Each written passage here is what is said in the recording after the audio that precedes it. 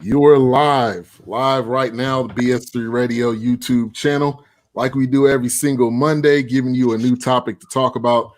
Today, we'll be talking about Maya Moore, more than basketball. Also, Patrick Mahomes with this major contract. We're going to talk about that as well. Shout out to Courtney Harden in the building. What's going on, you guys? How you guys doing? Hope you guys had enjoyed your 4th of July as much as you could. But glad to be back on. Definitely. Shout out to my pops. We got him back on. Yeah, good to be back with you, brothers. Hate to have some technical difficulties last week, but I'm back on. Everybody had a safe and blessed holiday. But it's good to see you again. Definitely. And Ty, as always, Ty Mac. Man, what's up, man? Everything's good. I'm ready to get it started. Let's jump into it.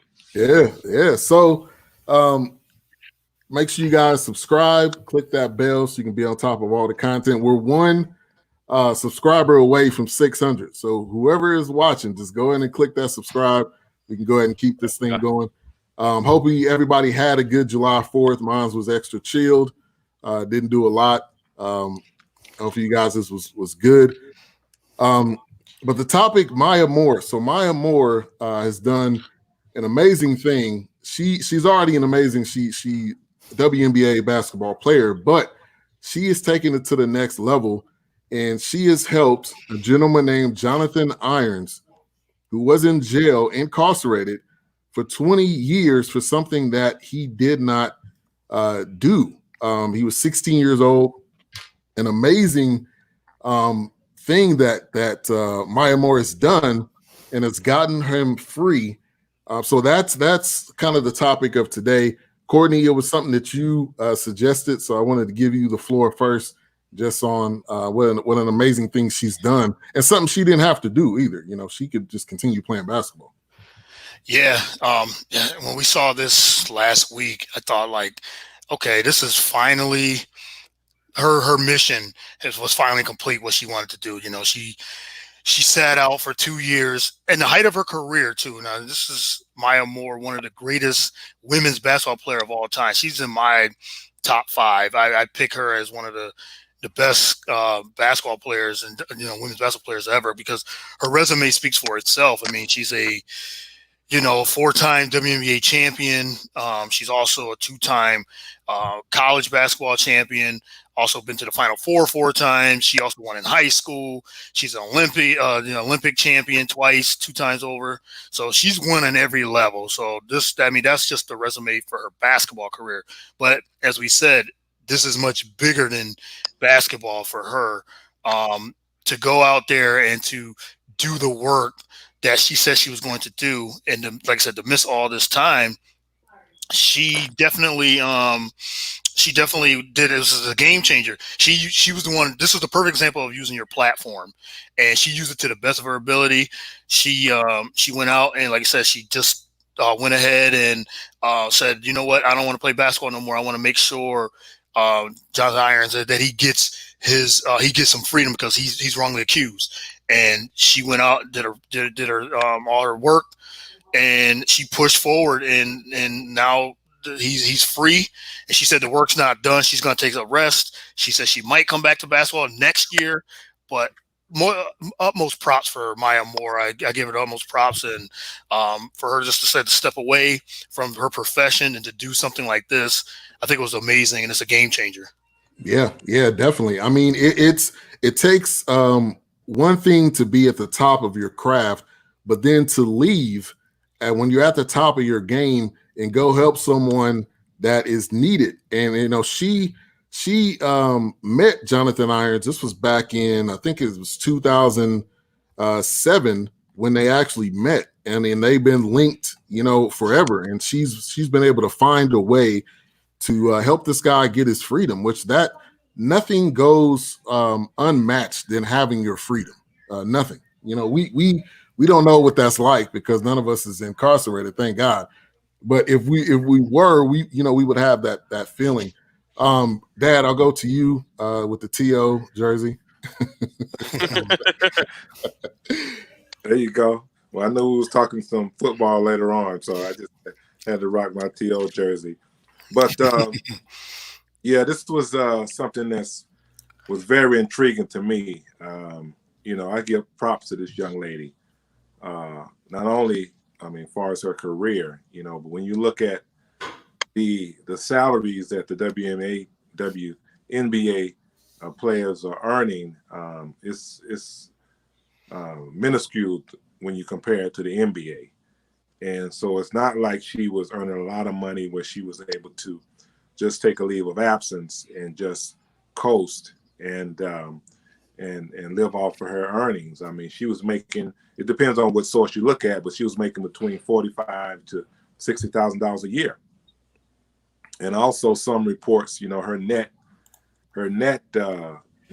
gross is between $150,000 to $300,000. So, it's not like she's a millionaire or she has a lot. I did a little research. She's from a single parent home. Her mother was basically her supporter coming up. And, when you look at, her history, I also like to consider her, the GOAT, because, you look at UConn, she was, not only was she a champion, but she was undefeated back to back. Yeah. Right. Yeah. Think about that. She was back to back undefeated UConn, champion, NCAA champion, and all the other accolades was already, mentioned. But, I was like, well, considering her history and her background, what type of degree does this young lady have? So I'm assuming it's something in criminal justice or it's something dealing with political science. But, her actual degree is in sports media and promotion. So I'm like, okay, I understand, we looking at the civil justice system and what's going on now. So, just to put it in perspective, she sacrificed a lot, and to be able to put her career aside. And when you look at the equivalency of NBA, she didn't make that much money. When you look at her history, it's not that she came from a wealthy family. And so you look at her degree, that wasn't her forte, or that wasn't her specialty. But she was able to make the sacrifice to put her career aside to fight for this innocent man's freedom. And when you talk about an example of a Christian and somebody that's a born-again believer, because she said all she could do was praise God when she saw him walk out of the jail. She said she fell on her knees, and she said she was able to release because she was under so much stress for those 2 years just trying to get this brother out. And she met him like you said, Ben, that she met him when she was 16 years old, but she met him during a prison ministry. So, so she's always been active. Her spiritual life has always been grounded in the Lord. And if she goes back to playing basketball, I would be surprised, because I think this is a calling on her life. I think God is calling her to fight for these individuals that are being incarcerated, wrongly accused and wrongly incarcerated. Criminal justice. I wasn't able to find out the gist of what she actually did, and all I know is she just worked hard to get this young man free. And at 16, to be able to remember that, I was looking at her history as far as relationships. She's not married. There's no known relationship that she's in right now.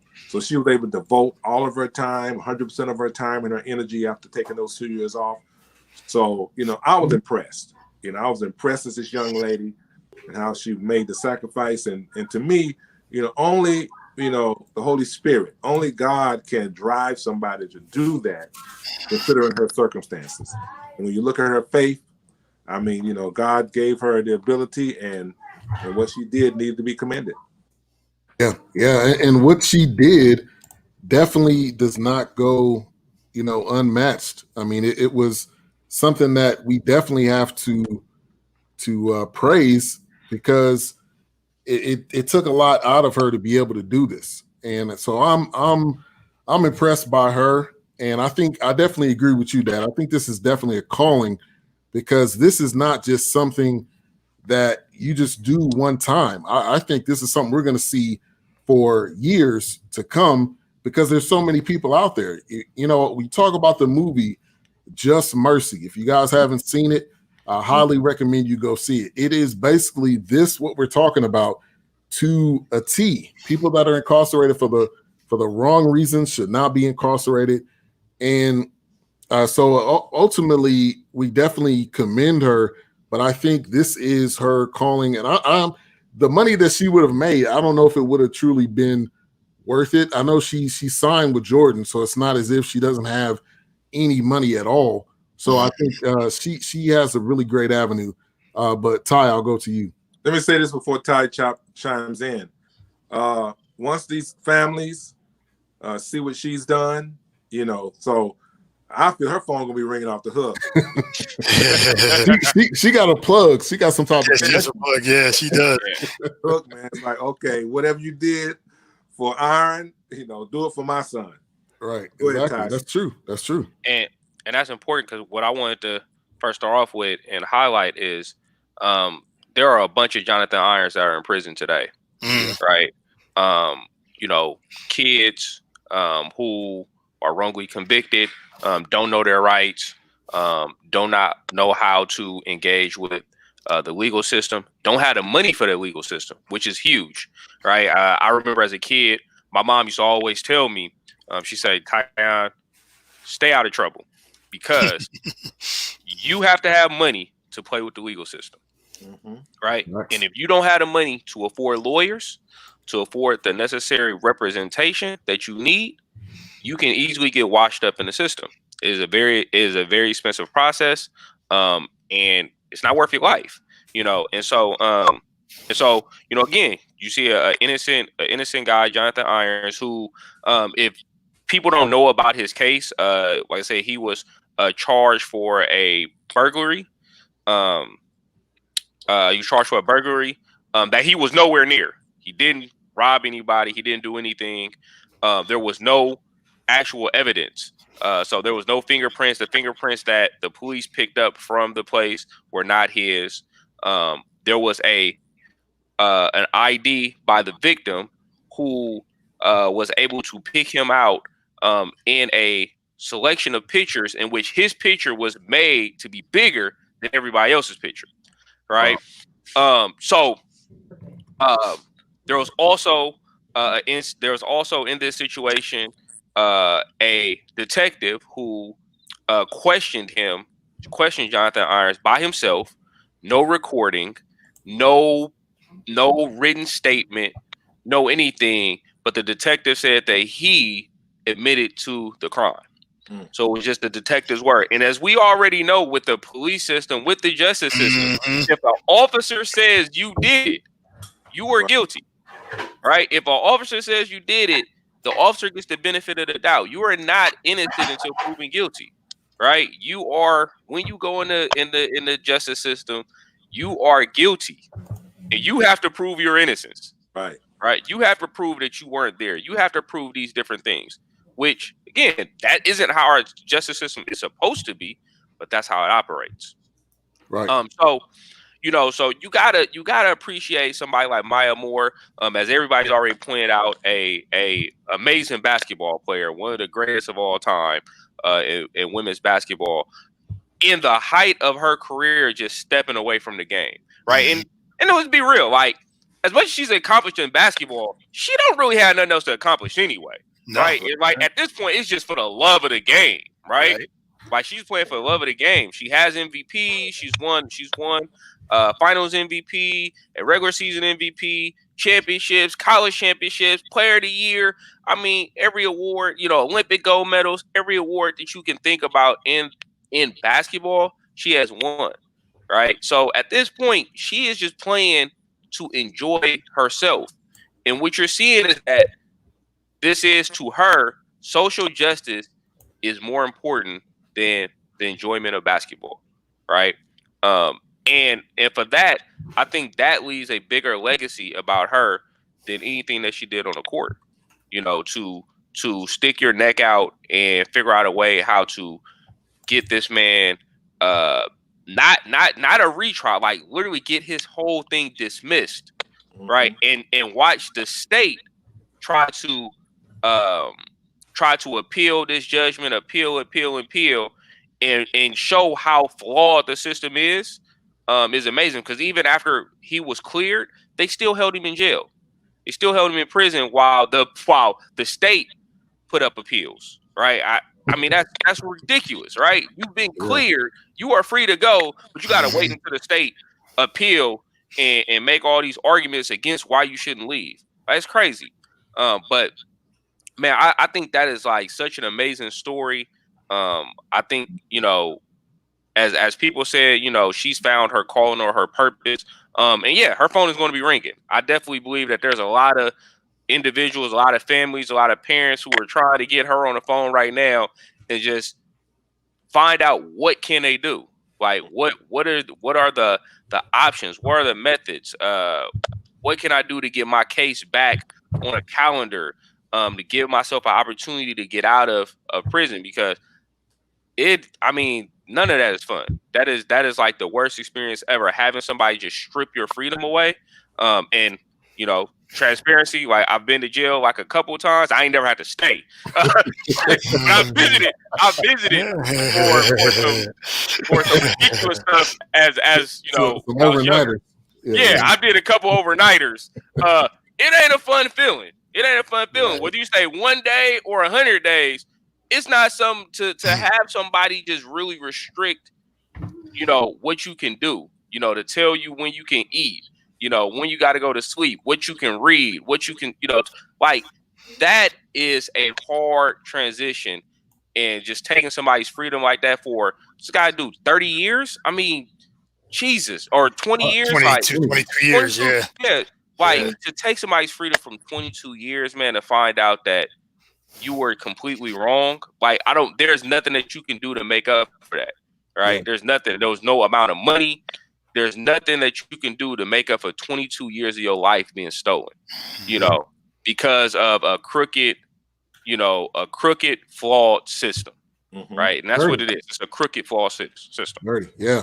And to your point, Tyon, what you just mentioned, it was March when his conviction was overturned. Was March. We are now in July, and this guy is just now getting his freedom. If that doesn't tell you how crooked a system is, I don't know what is. That's the amount of months that he was still in prison, knowing that his conviction was overturned. So you got to think, man, sleeping those nights from March until July when he was released had to been some hard times. And you know, I think with Maya Moore, this is a prime example of why this goes back to why Kaepernick kneeled. This goes to why I can't breathe with the shirts with LeBron. This goes to all of the reasons why players are not just players. They are people.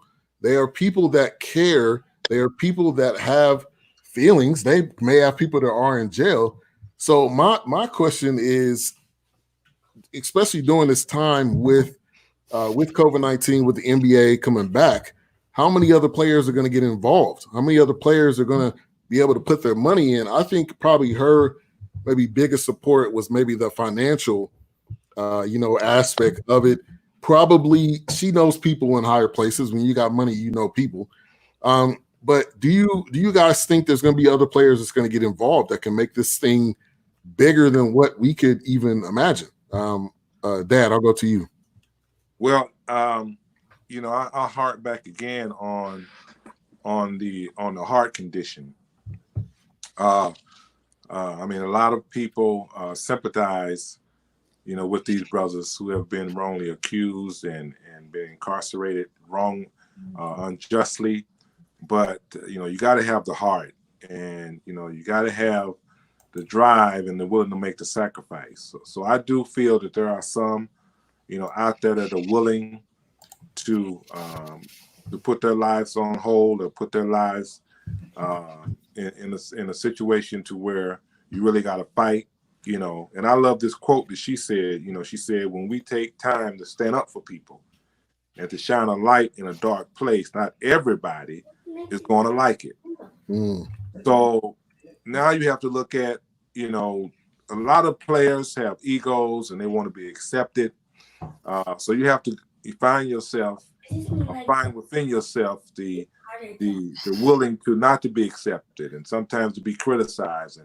And I think that she's definitely has started something that's going to be able to carry on, and somebody's going to definitely pick up the mantle and give her the support. I mean, if she can get a team, like you said, of those who are savvy enough and educated, and also has the finance to back a movement and a cause like this, people would definitely come on board. But I think if she can get a team, and it'll be a good start, you know, with the NBA players, like you said, with what we're going through now, as far as the protesting and the civil unrest and the COVID-19 and everything going on with George Floyd. I mean, now the emotions are at a place to where people will be willing, you know, to put the money where their mouth is. You know, all these players say, well, we can't play because, you know, we want to continue the cause. Well, okay, here's your chance.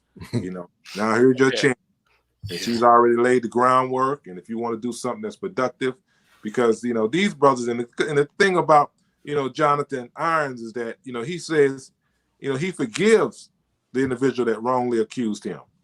You know, so this brother's a believer. He said he thanked God that he was able to get out and that he forgives him because he understood, or he understands how guilty he's going to feel now, that he's got to live with the fact that a man was in prison for 22 years, you know, wrongfully. So, yeah, I think she'll get some people to come on board, but their heart has to be in it. I mean, you can't just do it for the sake of publicity. Right. Yeah. I definitely agree there. I think it does have to be a heart change or something that you want to do from your heart. Let me give a couple of shout outs. We got T-Rod. We got Mocha Bella in the YouTube live stream. Appreciate you guys. Ty, it sounded like you were wanting to say something. Yeah, man, I want to piggyback off of that, and I just want to say, you know, I think people have to realize that this can't be a fashionable thing, right? This has to be an honorable thing. You know what I'm saying?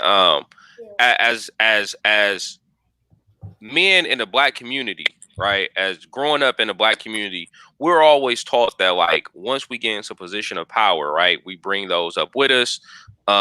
We speak out about injustice. We do those different things, right? And so, essentially, that's what you see Maya Moore doing, right? That is like a mindset in our community that is preached to us over and over and over. I just remember my mom always talking to me about those things, like, hey, you know, once you get in a position where you can influence things, then you start to influence things. Mm-hmm. You know, you allow yourself, you allow that ability to positively affect other people. You know, and so we've always talked about, you know, how our celebrities, how our athletes, those individuals who are in a position of power, those that, you know, can really influence things, how they should speak out on those things, right? And for me, you know, like I said, seeing her do this should inspire, hopefully will inspire other people to do it and understand that you do have power. Right. And one way you have power is by, you know, is again speaking out, but also influencing the dollar. Right. Influencing the dollar. We just saw an example of how money controls things. The Washington Redskins. Right. Mm-hmm. Example where Nike, where FedEx came out and said, you know what? We want this to happen. We're going to start pulling, you know, we're going to start pulling our dollars. And their owner was real quick to be like, you know what? Let's have a conversation about changing this name, right? Yeah. You gotta understand that you have power. Yep. You have power. Once you start speaking and once you're in a position, you can start influencing things. And so I love, like I said, Maya Moore is using that influence and that power to make some changes. And hopefully there's other players that, you know, other individuals start to come together and utilize their power to make change as well. Yeah. And Courtney, you want to add on to that? Yeah, just real quick. Piggyback on what both of them said. It's a testament of who Maya Moore is as a person.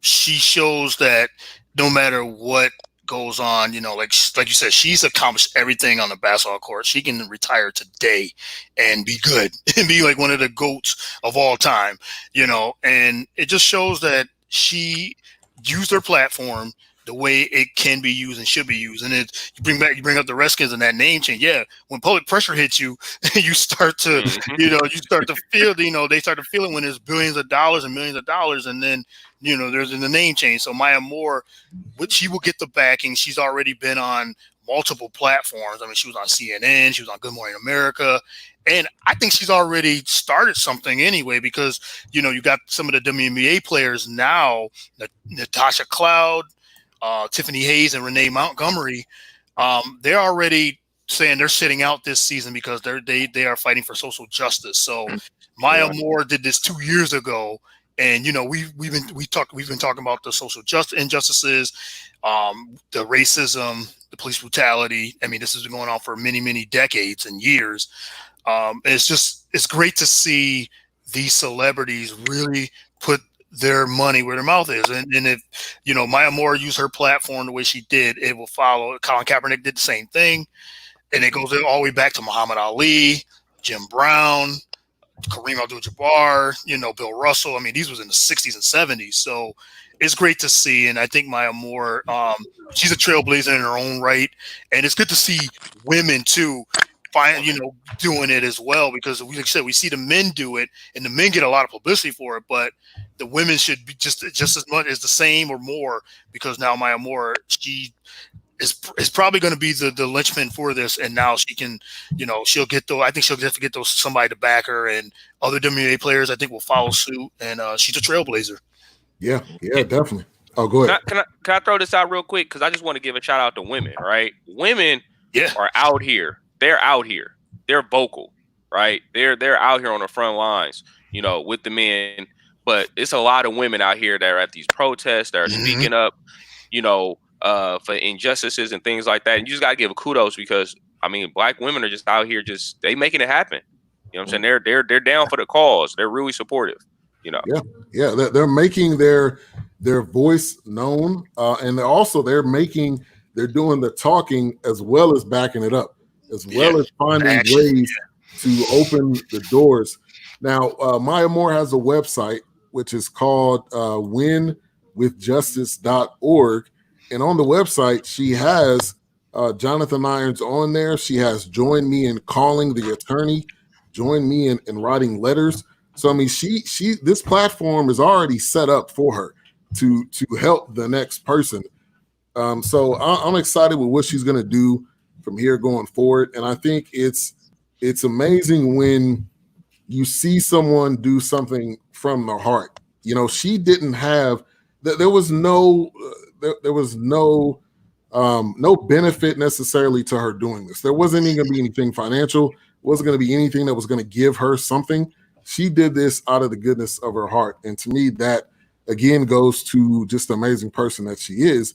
But the platform's there. So I think, to me, it would be hard to believe that she would go back to the WNBA. Another player in particular, Liz Cambridge. Liz Cambridge plays for the Aces. Oh, yeah. And she's said that she's sitting out this year because of health concerns. But she was at a protest on top of a car, saying Black Lives Matter. Like she is in for the cause.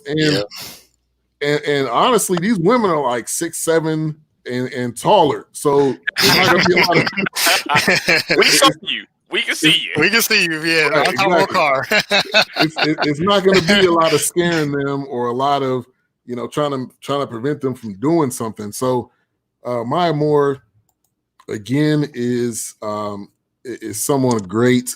And just to think, 2 summers ago, I think she said 2 springs ago, when she said she was sitting out, I didn't know what impact she was going to make. But just to make an impact on one person is beyond amazing. So I would highly suggest, again, go see Just Mercy. I believe it's free still, but it talks about a couple of cases of guys that were in jail, shouldn't have been in there. Another great Michael B. Jordan movie.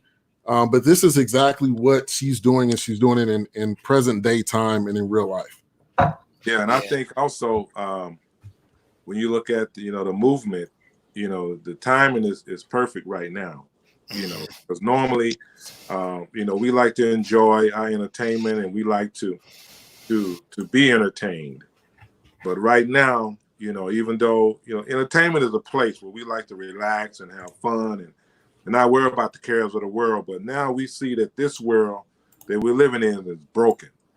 And when you talk about women, I think about the presidential candidate, Biden. If he decides to include African American female as his running mate, and he ends up winning the presidency, women are going to be empowered even more, especially African American women of color, and they're going to have an advocate.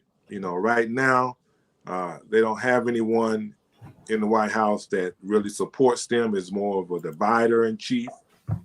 I like that. I like that. So they're willing to bring the country together, and they're going to have an actual someone that's there that can help them to promote their agenda, finance their agenda. And I think it's going to go further than criminal reform. I mean, because just like Zion laid it out very clearly, that the system is broke all the way back to the judicial system. It's broken from the police officer or the detective that was able to make that false accusation and then actually get him arrested and charged, falsely accused. So this is only the tip of the iceberg. And if she can get her team together, like you said, these other WNBA players or NBA players, and they get some advocates, some political backing with those in the Senate and the Congress and in the White House, I mean, they can reform this entire system, and that's what needs to be done. And normally, if you want something done, you put a woman in charge. She gonna do it. Women get stuff done. Yeah, and just to add to that, we talked about where it was, shut up and dribble. We had that whole thing. Don't say anything. I'm glad Maya Moore didn't listen to any of that. Just like LeBron didn't listen to it, Kevin Durant didn't listen to it, Kyrie didn't listen to it. All these players and all these athletes did not listen to that. And they always said, we don't want politics in our sport or anything like that. But you got, like you said, you got the commander, the guy, the 45, who Right. is political, and he's sticking his nose in sports and making comments. So you can't win. But I'm glad that they're taking a stand. Maya Moore took a stand. We're seeing some real change, and it's great to see. Yeah. It's amazing to see. And Mocha Bella hit the nail on the head. That's right. Put a woman in charge. No argument there. You want to get stuff done for real? Yeah, that's it. So let's kind of segue into a conversation. We were going to talk about this. Possibly this was going to be something, but the Redskins name change, which we talk about change. We talk about this arena that we're in right now, which that we want equal for everybody. So if you want to talk about equal for blacks, you got to go way back to that dude named Christopher Columbus that said he discovered something. I don't know how you discovered something that was already here. But the Redskins have some names. 45 came out and made a comment talking about how those are weak organizations, the Indians and the Redskins, which he's that person that puts that fuel to the fire. But I know some of you guys probably had to seen some names. What are some names you guys like with the Washington Football Club changing their name? Courtney, I'll start with you. Oh, man, I was talking about this on my show Saturday, and I was like, I don't really have a name. I mean, they can just go away. How about that? Can we do that? As an Eagles fan, nah, let me stop for the Redskins fans get on me. I don't want that smoke from them. But I'll call them Washington professional football team. How about that? just Washington professional football team. Just call them that, and I'm good with that. Just call them that. All right, Dad, have you seen any names that you like or anything? You're the Redskins, the only Redskins fan that's on here right now. That's right. I'm a Redskins fan. Oh, I didn't even know that. See, I didn't know that. I would have kept. I would have kept it. Well, I'm a Eagles fan, so yes, I'm still talking. The first black quarterback that ever won a Super Bowl. That's true. It's true. So, I was thinking, instead of being so dramatic and so when you talk about changing the name, I would like to leave it to represent the Native Americans, but not be derogatory or racist. I mean, just like, for an example, cowboys. If you know the origin of cowboys, then that goes back to slavery when the master told, go get that cowboy. So that's where the cowboy's name came from. So we got to think about changing that one too, Trey, since you want to talk. But they're talking about, changing. This may be something the tip of the iceberg where they may want to change the Indians and the Braves, but I'm of the mindset to where, you can still acknowledge the Native American warriors because they were warriors. You had a lot of famous chiefs that was in this country. Like you said, Christopher Columbus thought he was in India. That's why he called them the Indians. But, he didn't know where he was. Basically, he was lost. But so, far as to continue to represent the Native Americans, I would like for them to look at that particular area and that territory, see what tribe, Blackfoot, Cherokee, Navajo, whatever tribe that was very prevalent in that area, and then name it after an actual tribe of Native Americans. Okay. Ty, I'll go to you. My ideas was more like you have a state bird, maybe name it after the state bird, maybe name it the Washington Warriors. You could, as your father said, you can make this pretty simple and name it after something of significance within that area. Don't go too far out the box. I saw some crazy stuff where people was like, let's name it after a army fleet, and I'm like, nah, don't do all that. So I think just keep it true within like the culture of DC, and exhibit that. And like I said, you can pay homage if you really want to pay homage to the Native Americans that were here before Christopher Columbus, before they came and took everything. Go back and look at who was there and really talk to those people and then see something that can represent them for real. Yeah, and that just goes back to the way the United States is. We when we find something, we say, hey, that's really not that important to us, so we're going to change it and we're going to use it and abuse it, and then we're going to want to throw it away. That's what the country does, as a whole. So here's mine. The Red Tails. I think that's probably what you were talking about. Yeah, don't do the Red Tails. No. What about the Americans, the Washington Americans? Or do the Washington Generals, which I heard something that the team that always plays the Globetrotters would sell that name to them. They get beat like the Generals. They'd be like clowns like the Generals. They haven't done anything anyway. That's fired. I think anything that they change it to, it sounds like Ron Rivera has some name that he likes. And look, I said this earlier today on my show. Like, it's not to a point that, oh my gosh, we need to change the name. Money got involved. You started losing money. You started losing sponsors. And then you started to realize, we've been talking about this for years. Some people don't even call them Redskins. They call them the Washington football team. So this is not the first time this has come up. I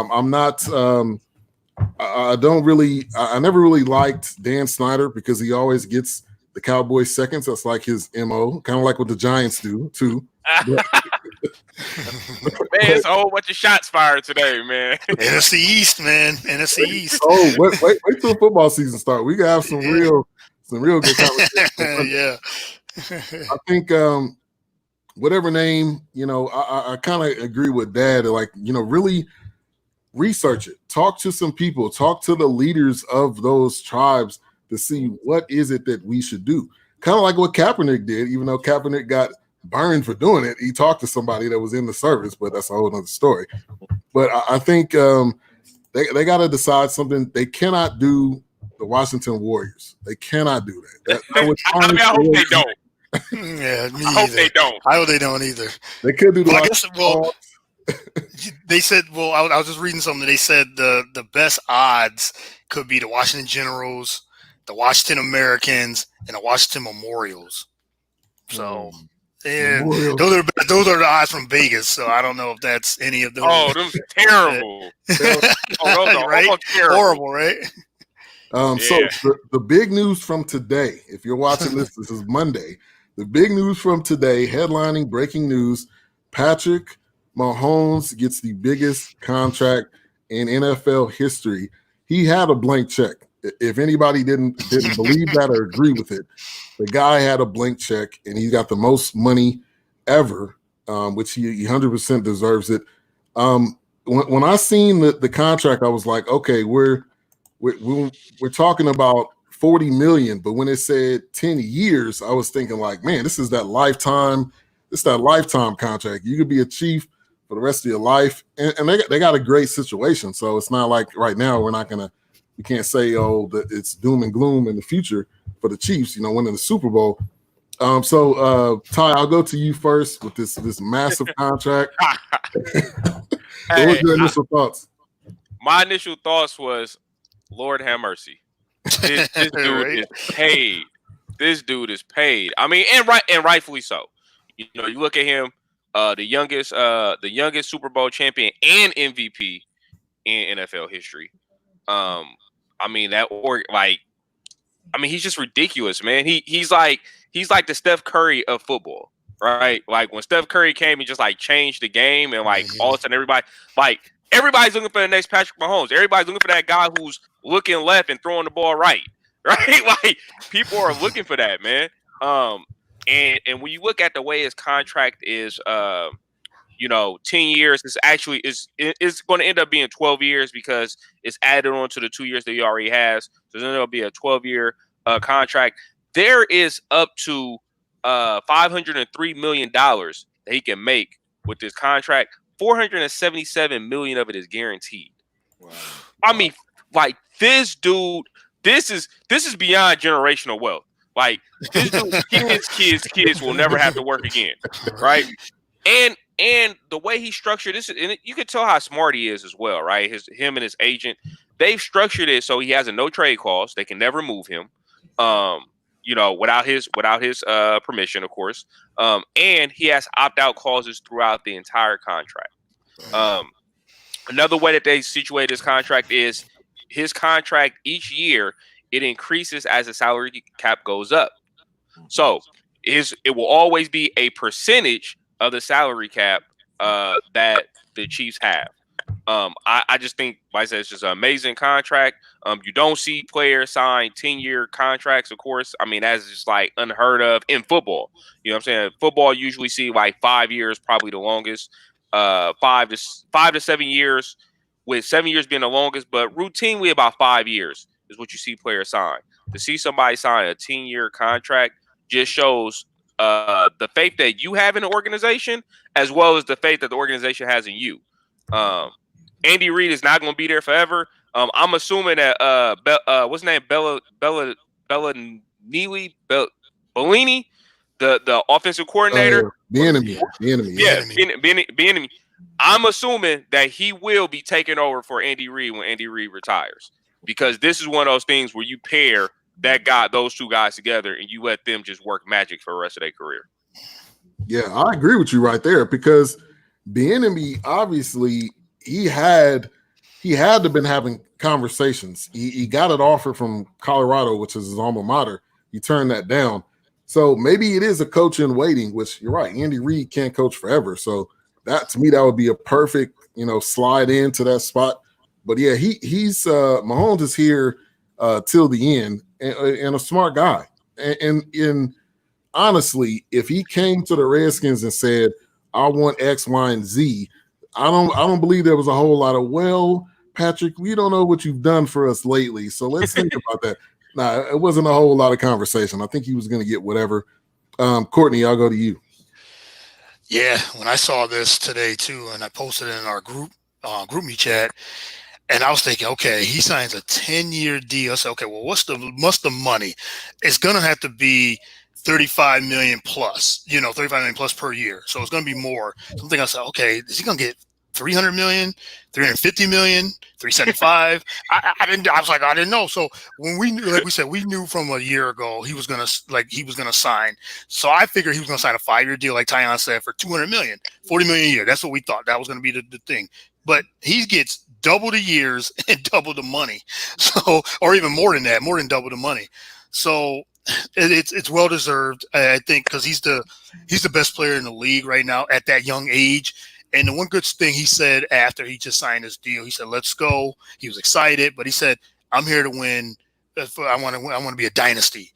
That just shows how smart and how aware this player is. This guy is, because yes, he's got the money now, and he's already won an MVP. He's won a Super Bowl and a Super Bowl MVP.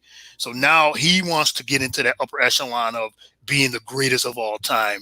He's got his money. Now it's time to try to win multiple Super Bowls, which, I mean, if they keep everybody intact, they could win more. They could win a couple more at the least. So you could tell he wants that Tom Brady type of, acclaim of being the greatest of all time, 5, 6, 7 Super Bowls. And he's got a chance because he's up there. I mean, this guy is elite. He's the elite of elite. And just to compare him to with the contract, compare it to other, the top 5 that's in, the longest contracts and the biggest contracts, it goes with Canelo Alvarez, Mike Trout, and Bryce Harper. Those 4 and Patrick Mahomes, those 4 combined is $1 billion now over, which is ridiculous, crazy numbers. So, but like I said, yeah, Patrick Mahomes, he keeps it, and he keeps improving too. That's the scary thing. So now he sets the precedent for what are the other players going to get. My question would be, okay, what does this do for Dak? What does this do for, Deshaun Watson, Lamar Jackson? What does it do for all these other young quarterbacks? Some of them, Jared Goff, Carson Wentz, they've already got paid. They're probably thinking, man, if he got 500 million, we could have got 200. We should have waited and got at least 200. But, what does it do for these guys? But I think it's good. It's great for Patrick Mahomes. And the Chiefs, they're in a really good position to win multiple Super Bowls. Yeah, I agree. And being a resident Cowboys fan, this to me negatively affects Dak. I mean, if Dak would have got this deal done before this, I think it would have been good, which it would have been. I think it would have been that 33 or whatever that they were talking about. But now with Mahomes coming in, being king of the hill, I don't know what this does for Dak. I know he's already going to be coming because he's already signed that tag. So this gets interesting, very, very interesting. Well, I was going to say I think that Dak might have played his hand wrong, man. I truly do with this happening because when you start seeing these dominoes fall, and it's always one player that ends up resetting the market, right? Always. So Mahomes just reset the market completely. Right. The next guy up, like I said, Dak is right there, but the next guy up is Deshaun Watson. Right. Yeah. And so when you're looking at that, you're going to say, okay, well, we know Deshaun Watson is not getting Mahomes money. That's not about to happen. Right. You cannot give Deshaun Watson $500 million. Right. So now you start decreasing those salaries down. And now when you look at Dak, I think he's getting $35 million this season on the franchise tag. That might end up being the starting salary for Deshaun Watson next year, which might again hurt Dak Prescott, because now you're arguing, where does he fall in? Is he better than Deshaun Watson or is he less than Deshaun Watson? And again, Mahomes is way up here. Mahomes is like heads above the class. Like it's like here and there's like a huge drop off. And then everybody else, everybody else. Yeah. So now, he had the leverage initially. He was pushing back on the length. From my understanding, he was pushing back on the length of the deal, which again that hurts because Mahomes just took a 10-year deal. He said, "Forget the length, give me the money." Right? Give me the money. Yeah. I don't care about the length. Give me the money. And if you guys go look at the breakdown, they just showed a breakdown of his contract. His base salary is trash completely, right? Mahomes is getting all his money from roster bonuses. Literally. First year, $21 million roster bonus. His base salary is $900,000. The next year, his base salary is $1.5 million, a $27 million roster bonus. Like, this dude is getting all his money up front, which is actually smart because it leaves the Chiefs cap space to sign other players. Right. The guaranteed money. It's all about the guaranteed money. That's what it was. That's what we were talking about before. It was the guaranteed money. And I think that's why Dak wants that long-term deal because he wants that upfront guaranteed money, which I don't blame him. Russell Wilson got it. Carson Wentz got it. All these other guys got it. So, but Mahomes set the bar. He set the bar. Yeah. All right, Dad, we'll go to you. We talked about it pre-show, but give me your initial thoughts on it. Yeah, where initially, you guys already put emphasis on what an awesome, contract this is. I mean, this is record-breaking. Like you said, this is market setting. This thing is just totally off the charts when it comes to what this guy is making. And you guys already broke it down. Ty already broke it down. But what's first thing I thought about, like you compared, him to Tom Brady, when we know Tom Brady was always willing to negotiate his salary to keep the players. So I'm concerned. So now you're looking at, the other players, and Ty kind of broke it down the way it's structured. They should be able to keep their roster pretty much intact. Well, you look at, Tyreek Hill, he's a 3-year guy at $54 million. And then you look at, Travis Kelce, the tight end, he's a 5-year guy at $46 million. And then you look at Matthew, he's a 3-year guy at $42 million. So, those are the, the marquee, players they have. Now, Sammy Watkins, he's 1 year, $9 million deal. So they're going to have to re-sign him. But if you're looking at being a Super Bowl champion, a repeat Super Bowl champion, then you're going to have to keep that roster together. Or like you say, you're going to have to make some trades that's willing to fit into, the salary cap. But the way you got it structured, that shouldn't be a problem. So that was my first, concern. Second concern was, this guy, like I mentioned on GroupMe, he had a freak knee injury. It wasn't like he was hit low. It was like he went to do a actual quarterback sneak on the goal line, and somebody fell on his leg, and his knee cap went out of joint. So to me, and even the way he walked, he don't walk as bad as Kenny Smith, but he's got some. Smith walked pretty bad now, but when you look at back in those classics, his knees wasn't knocking as bad as they knocking now.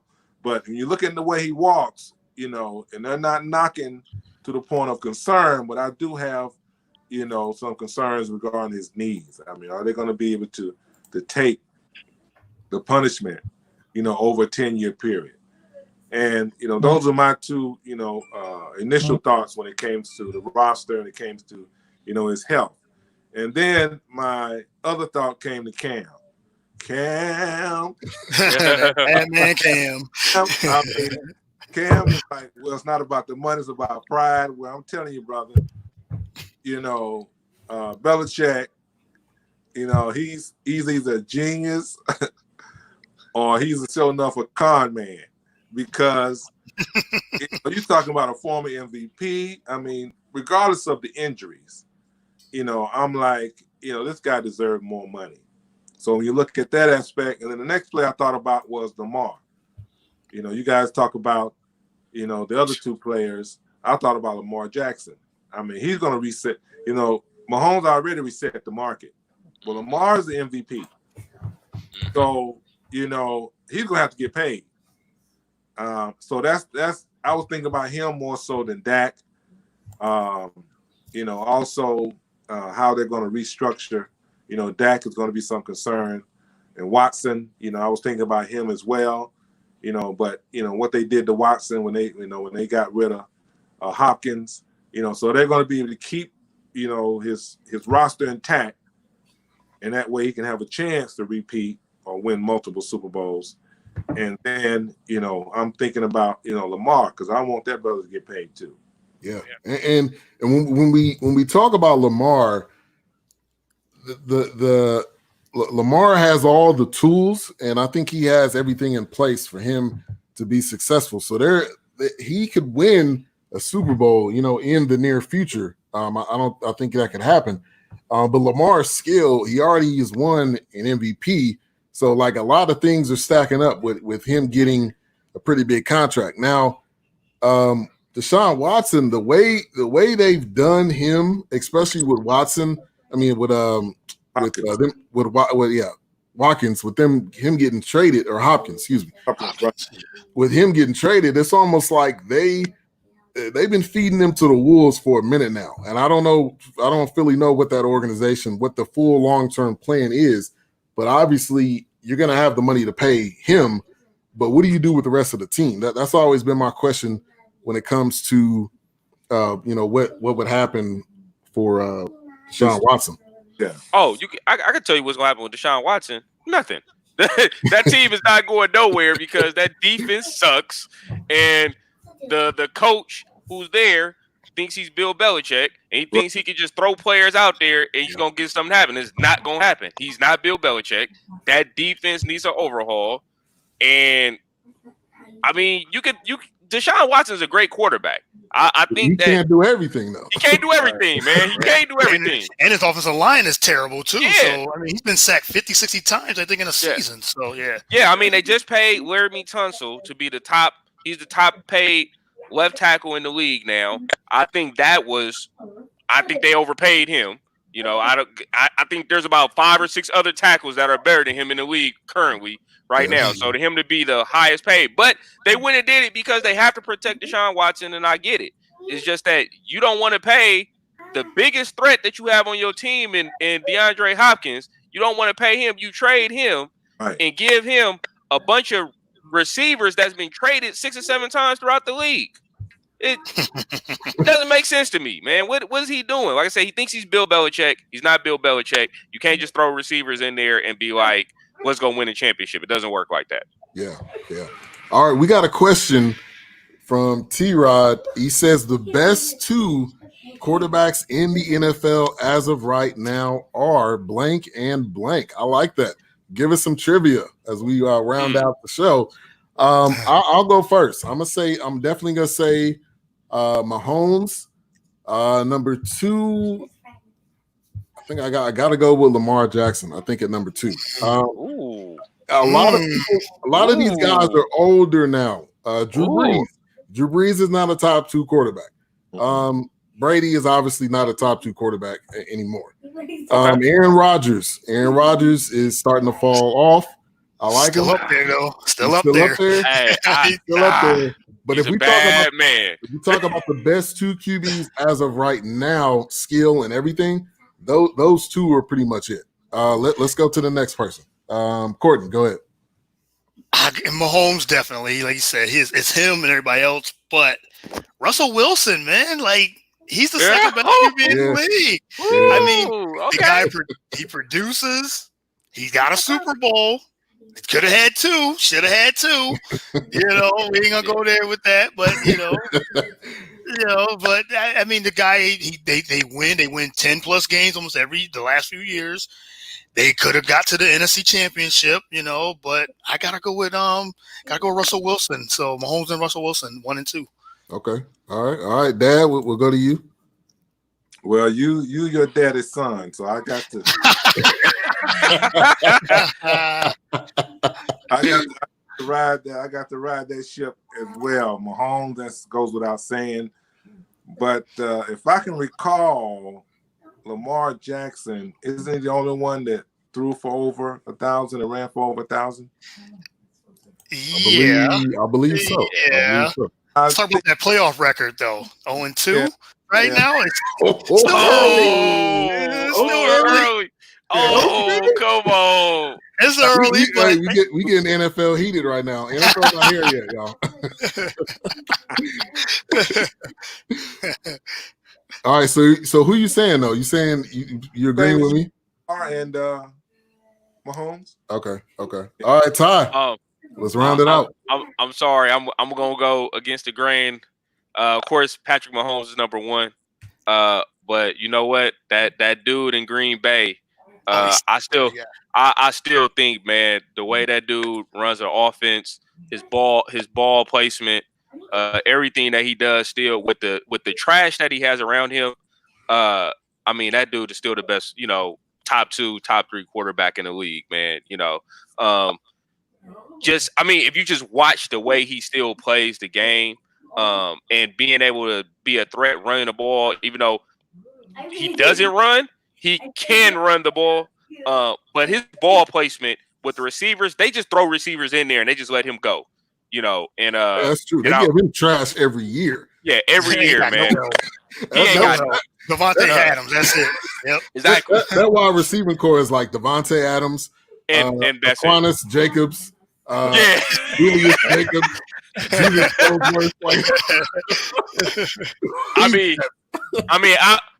I almost feel like the organization goes out and goes to like the nearest park and be like, yo, can you run a route? All right, cool, come on.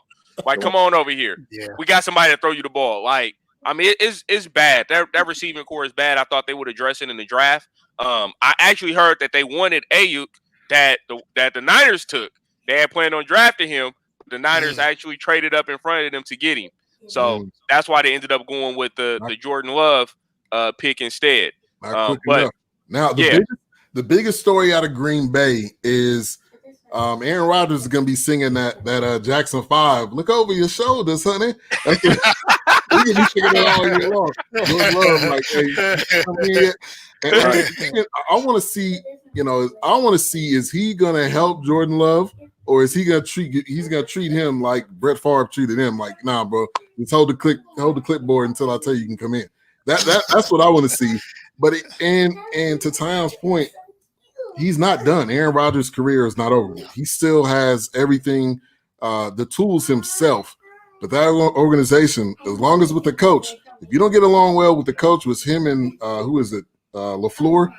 Yeah. LaFleur is the coach there. If you're not seeing eye to eye with him, that's going to decide how far they're going to go. And obviously, we already talked about how much they care about the wide receivers, besides Devontae Adams. So but great question. Great question. Thank you for that. As we come towards the end, like we do at the end of every show, we kind of around robin what you guys have going on this week. Courtney, what's coming up on The Real Deal with Courtney Hart, and also talk about your past show too. Yeah, the last show just did a mailbag show. Is the first one I've done. So thanks everyone for all the questions that they presented. Just answered a bunch of questions for the hour. That was a great show. That was on Friday of last week. So this week, probably talk about this big UFC 251 fight coming up and some other things. Whatever news. Probably talk about the Patrick Mahomes contract, and probably talk more about the Redskins and their name change. So yeah, check it out. It's going to be back on the regular time Saturday. Follow at Get the Real Deal on Twitter, and also you can check it out on Spreaker and also BS3Radio.com. Definitely. Dad, what do you have going on this week? I know you guys are still working on the podcast. My mom just had surgery, so she's recuperating, but give us an update on what's going on over there.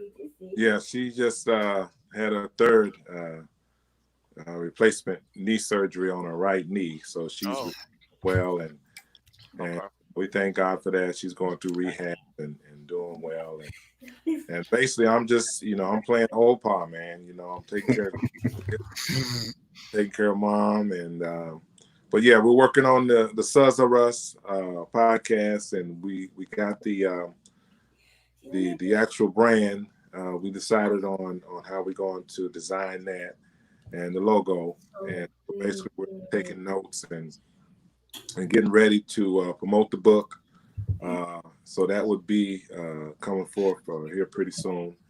But yeah, that's what we're doing now. It's basically doing the family thing. Awesome. Family first. That's what I learned from him. Yes, sir.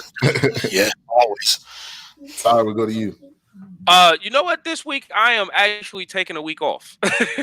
I have like I said, I've been dealing with a lot of the stuff with the school district, so I've been working in that capacity, doing long distance learning training, so teaching teachers how to create curriculum for our students who might be going into a hybrid setting this year, with not knowing how school is going to look, whether we're going to be in the classroom or not.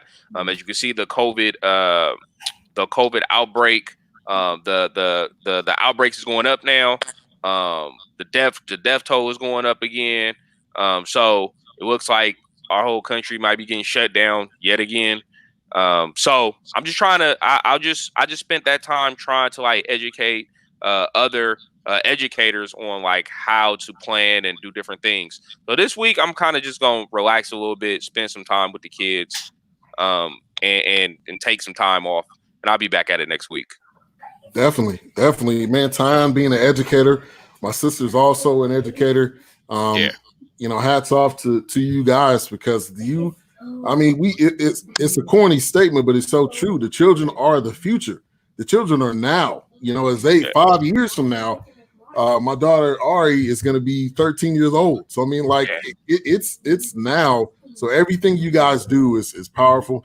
We're gonna have to get my sister on one night so she can talk about what she's doing. Yeah, definitely. We thank you everybody for tuning in. If you want to get on with us, reach out. We talk a new topic every single week. Make sure to subscribe. Make sure to click the bell so that you can be on top of all the content we're putting out. Doing one-on-one interviews. We do some of everything. BS3 Radio. So shouts out to Courtney. Thank you. Thank you once again. Love this conversations. Love getting in. We get a little arguments and stuff. I love it though. But I love the deep conversation that we do have. Appreciate all you guys. Definitely, Dad. Yeah, we just we're excited about being a part, and it's always good to be the senior statesman. You guys teach me something. Ty. Sons of Us podcast, God, marriage, family, life, circle of love. I love it. We need that. We need that That's now. what we need. We need that. Ty. Man, thank you for having me on as usual. And yeah, we always appreciate the OG's experience, man. We need that. We need that for us. So appreciate it, man. Definitely. So you guys have a good night or day. And go Washington Generals.